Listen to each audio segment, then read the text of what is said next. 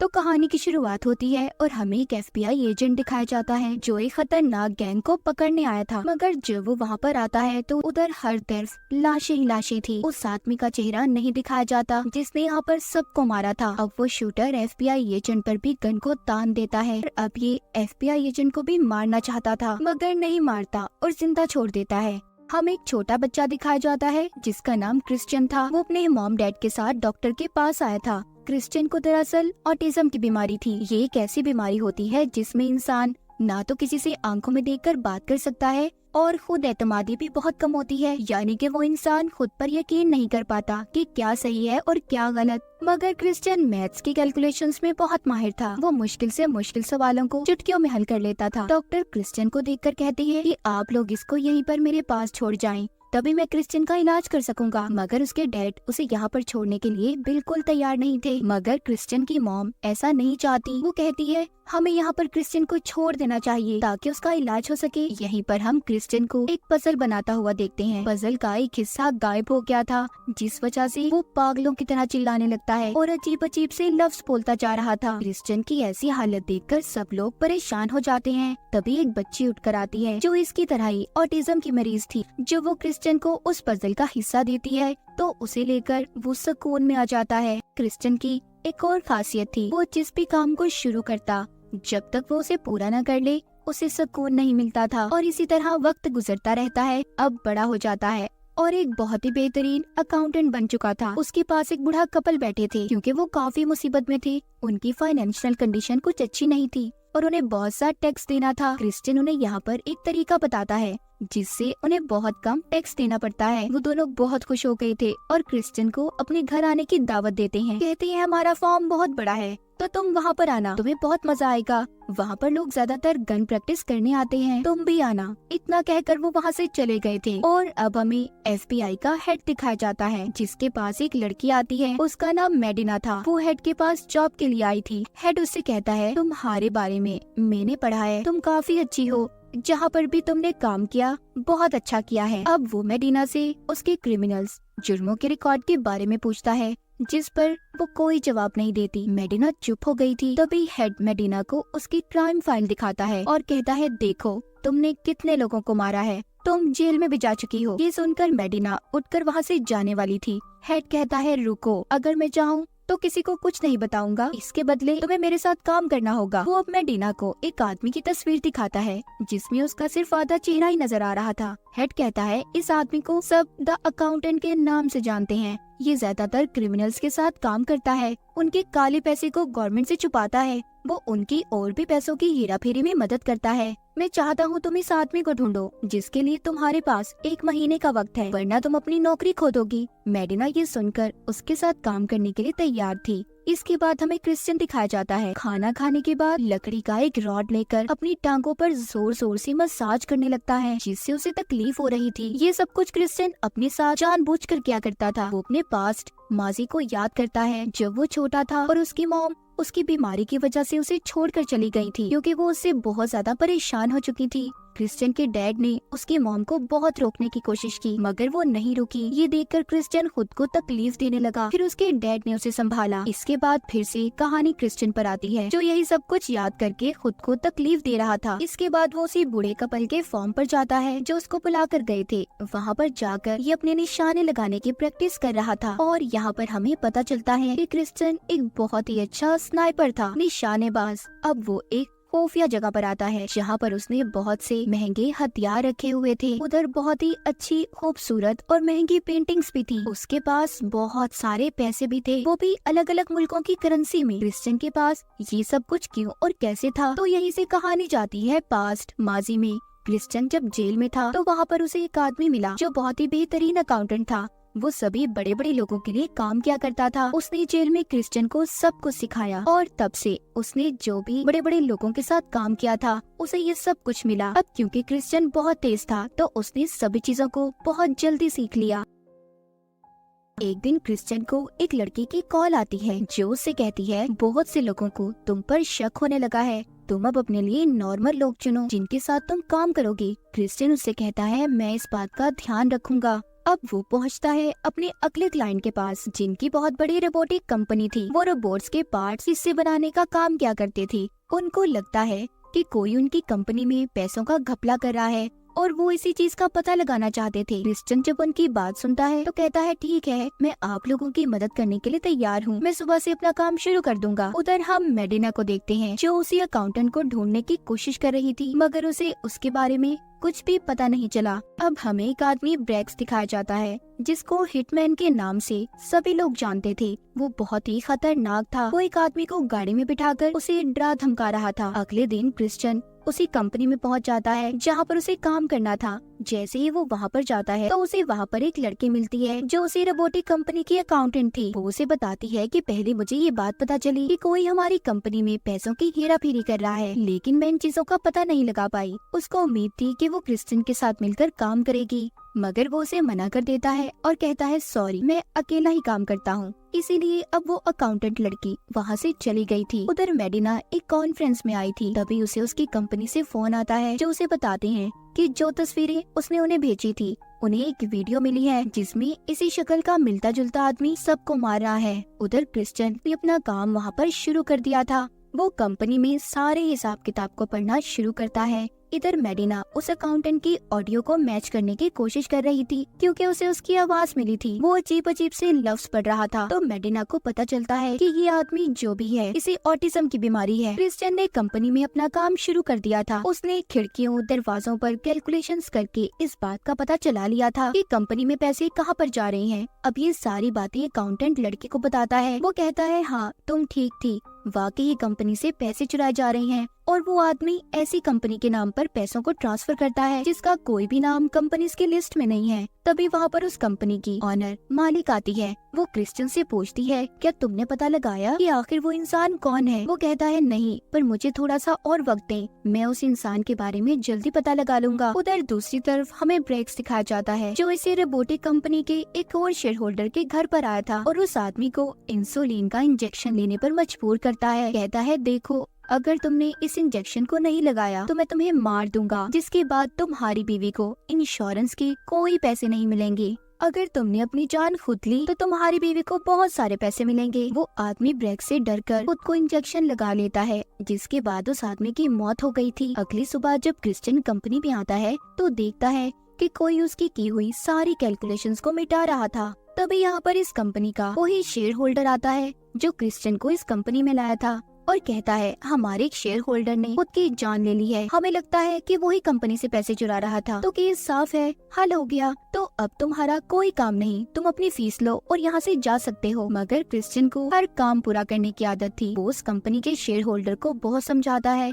मगर वो नहीं मानता, और इसलिए क्रिश्चियन अब अपने घर वापस आ गया था। जिसके बाद थोड़ी देर बाद वो अपनी गाड़ी लेकर चला गया था। तभी हम देख पाते हैं उसका पीछा एक दूसरी गाड़ी कर रही थी। क्रिश्चियन उसी फॉर्म पर आता है जहाँ पर वो गन चलाने की प्रैक्टिस क्या करता था। इसे उसे अपने माजी की कुछ बातें याद आती हैं कि जब वो और उसका भाई मार्शल आर्ट की प्रैक्टिस क्या करते थे। उसके डैड ने उन्हें दुनिया की हर चीज सिखाई थी कि वो लोग पीछे ना रहें। तभी क्रिश्चियन जब बूढ़े कपल के फॉर्म पर प्रैक्टिस कर रहा था तो वहाँ पर दो गुंडे आ जाते हैं, जो उस बूढ़े कपल के घर में घुस गए थे और उनसे कहते हैं कि बाहर जाओ और क्रिश्चियन को जाकर मार दो। वो बूढ़ी औरत को जब एक गुंडा बाहर लेकर आ रहा था तो क्रिश्चियन ने उन्हें देख लिया था और अपनी गन से वहीं पर एक गुंडे को मार देता है। तभी दूसरे गुंडे साथी को गुस्सा आ गया था, इसीलिए वो उस बूढ़े कपल को गाड़ी में बिठाकर उन पर गन करके वहाँ से जाने वाला था। तभी क्रिश्चियन पीछे से अपनी गन चलाता है। उसने अब उस दूसरे गुंडे को पकड़ लिया था और उससे पूछता है, बताओ मुझे यहाँ पर किसने मारने के लिए भेजा है तुम्हें? गुंडा बताता है कि मुझे उस इंसान का नहीं पता, बस मुझे तो तुम्हारा और रोबोटिक कंपनी की अकाउंटेंट जिसका नाम डैना है उसका नाम बताया गया था।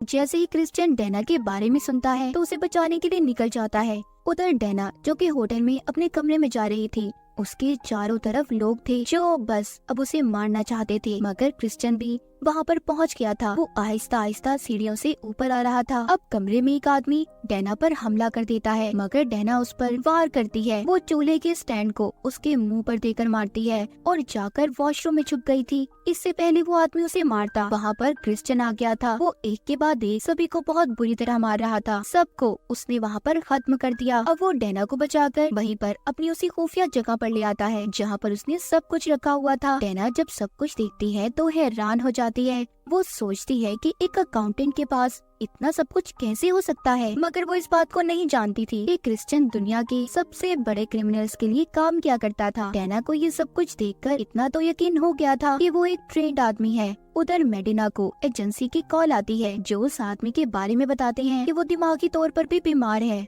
जिसके बाद क्रिश्चियन भी अब डैना को एक होटल में ले आया था। वो उससे पूछती है कि तुमने ये सब कुछ कैसे सीखा और किस तरह। वो बताता है कि मेरे डैड ने बचपन से ही मुझे सब कुछ सिखाया था ताकि मैं खुद को किसी भी मुसीबत से बचा सकूं। मगर मैं ऑटिज्म का मरीज हूँ, मैं खुद को सोशलाइज नहीं कर पाता, यानी कि मैं लोगों के साथ मिलजुल कर नहीं रह सकता। ये सब बातें सुनने के बाद डैना भी उसे अपने बारे में बताती है। क्रिश्चियन अब यहाँ पर उसी रोबोटिक कंपनी के बारे में बात करता है और कहता है जिसने भी कंपनी में घपला किया उसने फिर से उन्हीं पैसों से कंपनी के शेयर्स को खरीद लिया, जिसके बाद फिर से वो कंपनी प्रॉफिट मुनाफे में जाने लगी। और ये एक तरीका था ब्लैक मनी को वाइट करने का। जिसके बाद क्रिश्चियन रोबोटिक कंपनी के एक और शेयर होल्डर के घर पर जाता है। उसने उसके घर से ब्रैक्स को निकलते हुए देखा था। जब वो शेयर होल्डर के घर जाता है तो उसे पता चलता है ब्रैक्स उसे मारकर चला गया है। वो सबको ऐसे क्यों मार रहा था ये हमें कहानी में आगे जाकर पता चलेगा। दूसरी तरफ मेडिना को भी अब उस अकाउंटेंट के बारे में पता चलता है जिसका नाम कोई और नहीं बल्कि हमारा क्रिश्चियन ही था। उसने अपनी बहुत छोटी सी प्रोफाइल बनाई हुई थी जिसमें लिखा था कि वो छोटी मोटी कंपनीज के साथ मिलकर काम करता है और उसी से वो छोटा मोटा प्रॉफिट भी कमा लेता है। मेडिना अब इन सब जानकारी को लेकर FBI हेड के पास जाती है। उधर क्रिश्चियन डैना के पास जाता है। तभी वो अपने मासी के बारे में सोचने लगता है कि कैसे एक बार उसके डैड ने उसे और उसके भाई को उन बच्चों को मारने का कहा था जो हमेशा उन्हें तंग किया करते थे। तब उसने और उसके भाई ने उन्हें बहुत मारा। ये सोचकर क्रिश्चियन डैना के पास एक खत लिखकर रख देता है क्योंकि अब वो यहाँ से जाना चाहता था। वो सोचता है कि अगर वो डैना के साथ रहा तो उसकी जान को भी खतरा हो सकता है, इसीलिए वो उसे छोड़कर चला गया था। उधर मेडिना FBI हेड के साथ क्रिश्चियन के घर पहुंच गई थी। वो उसके घर की छानबीन करने लगते हैं। उन्हें उसके घर से बहुत सी अजीब चीजें और बहुत सारे हथियार मिले थे जिन्हें देखकर वो बहुत हैरान थे। उसके घर में हर जगह पर कैमरास लगे हुए थे। ये लोग समझ जाते हैं कि ये वही आदमी है जिसे ये अब तक ढूंढ रहे थे।